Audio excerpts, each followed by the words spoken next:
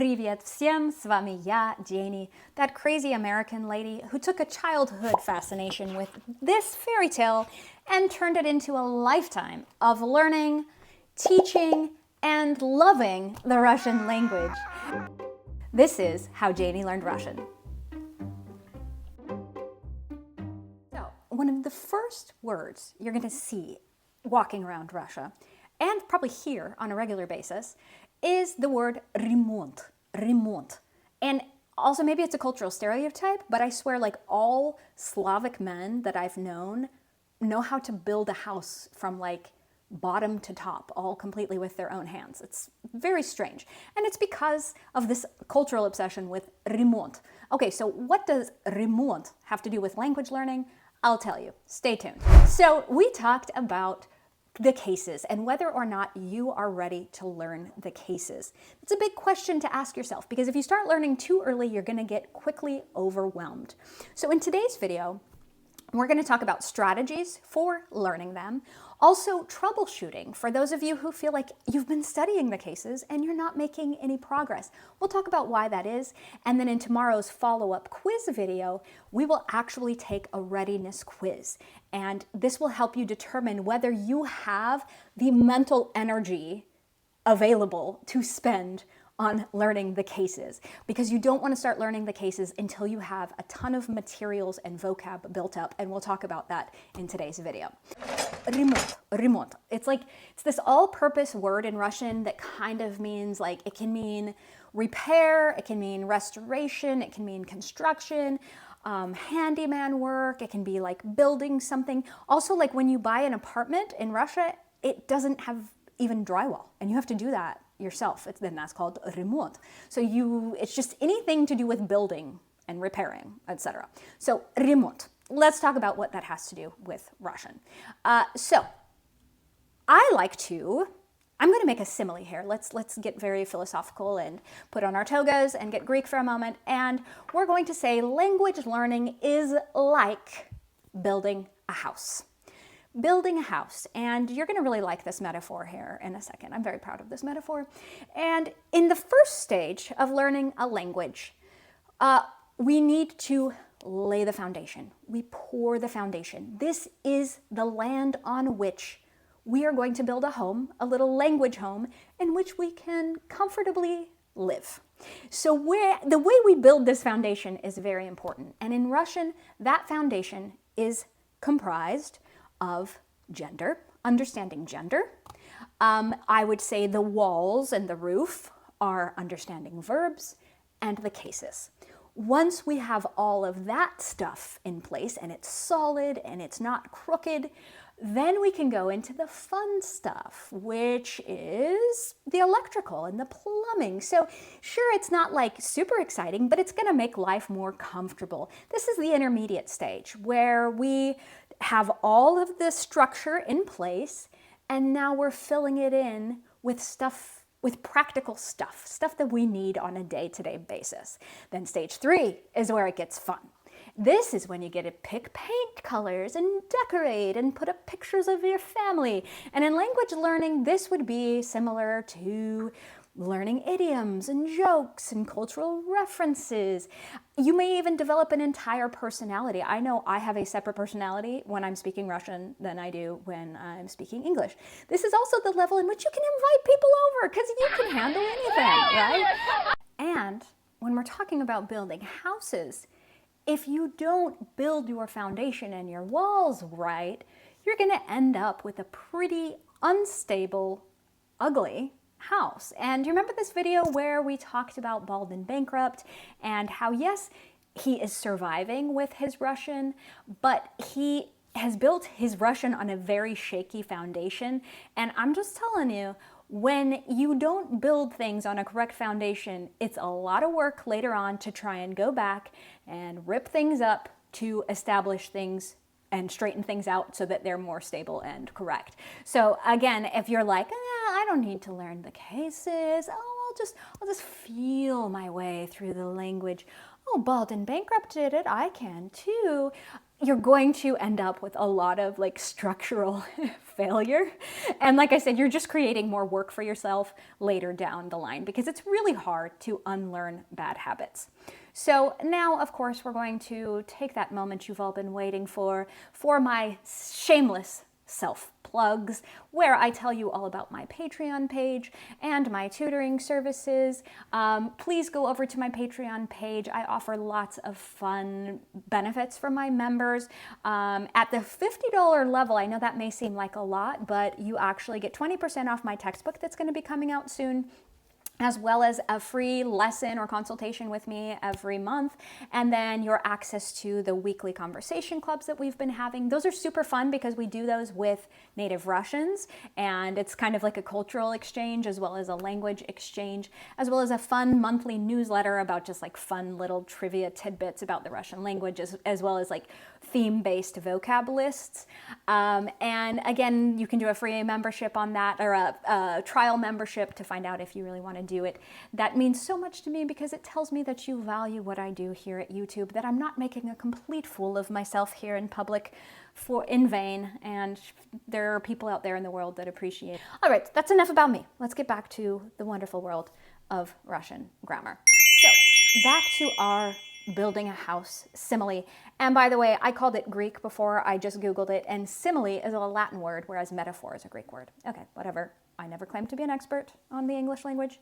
So what we're going to do here, if we're talking about building a house, we're going to compare the materials that you need to build a house to vocabulary, listening comprehension, and speaking language usage, right? So these are the kind of thing you can stack up and store and hoard and just get a big pile of them in your warehouse ready to go.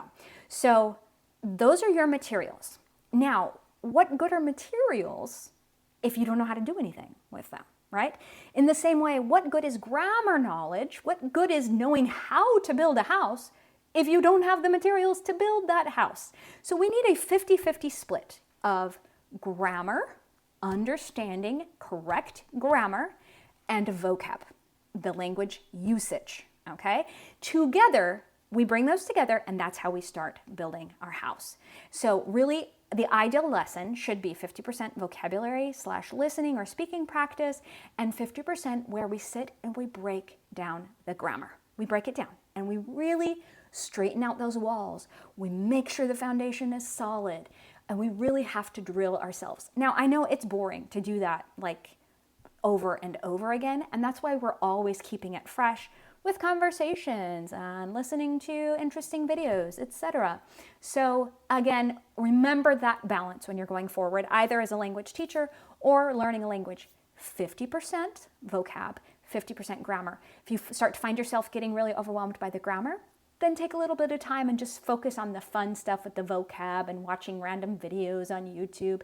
And if you feel like, okay, I know a lot of random information, I need to learn how to do something, that's where you come over and I'll help you out with my new textbook that's coming out soon. Okay, so let's talk about what you need to have stocked up, what materials you need stocked up in your warehouse before you start going out and hiring workers and starting to build your house. Okay, so this is a big thing, and you're actually going to actually quiz yourself on this in tomorrow's readiness quiz. So come back tomorrow for that quiz. But let me just talk you through what you really need to have in your warehouse, in your language warehouse, before you venture into trying to build a house.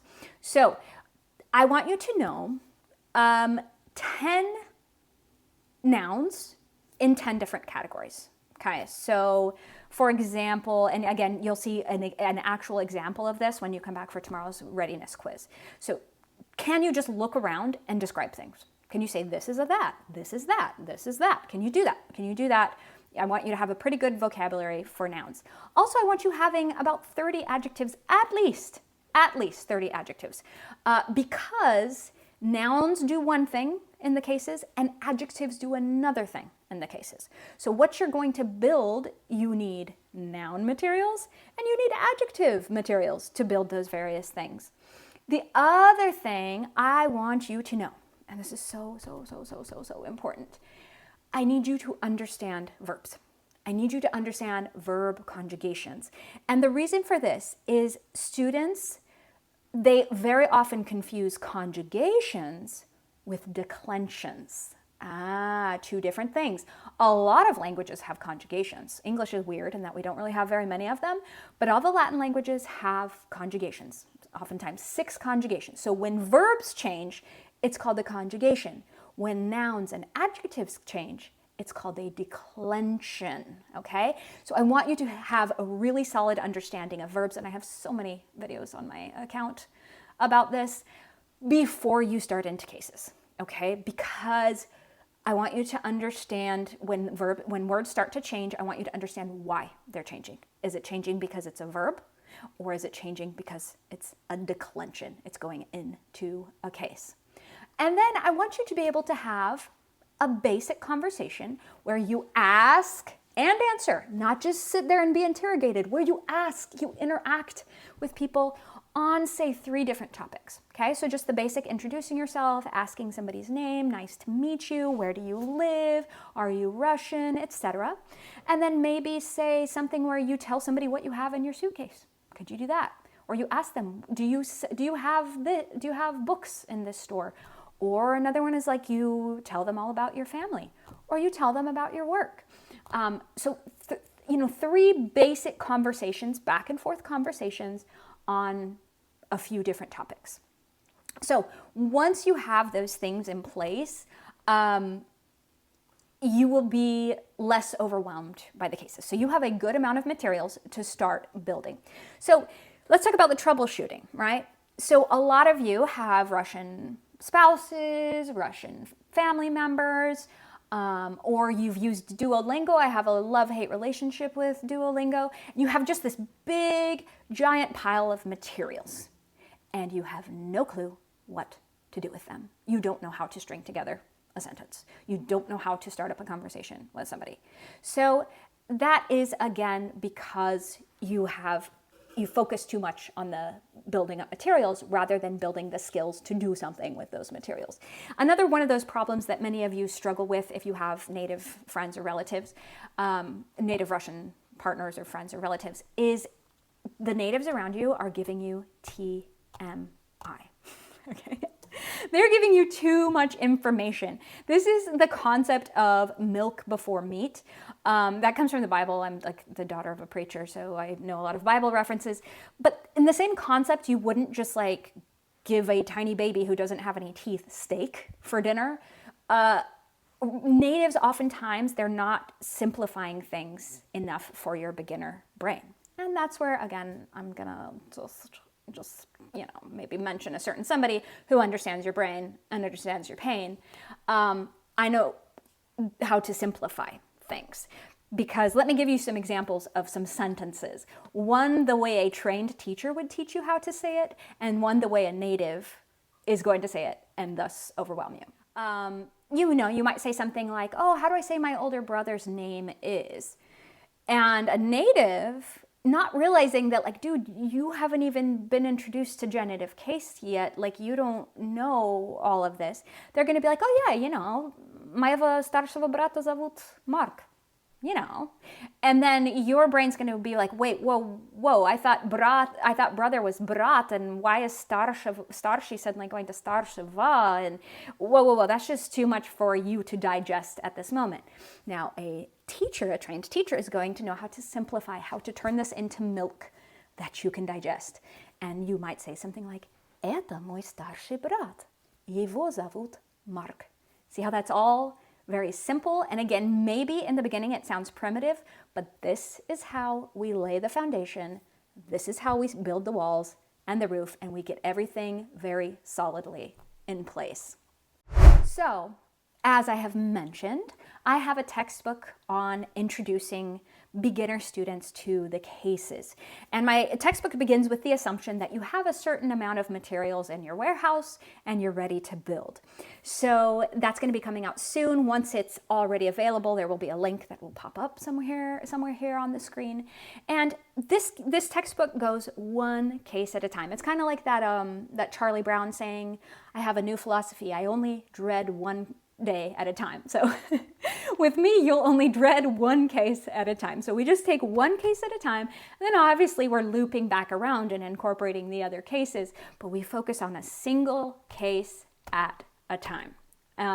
So that's obviously at the beginning levels. You're just going to take it one by one. And then, as you know, I have this kind of funny method called PCP, which is the perceive, comprehend, produce approach. And that's all throughout my textbook, of course, with all sorts of my crazy sense of humor, cultural references, and then tons of Soviet propaganda posters, which I love with all my heart. So definitely go check that out. Now, are you ready to start learning the cases in Russian? Well, hopefully today's video has given you something to think about, and come back tomorrow to take an actual quiz to see if you have the materials you need to start on the journey of learning the cases. Хорошо, это все на сегодня. I'll see you tomorrow for our readiness quiz. Это все.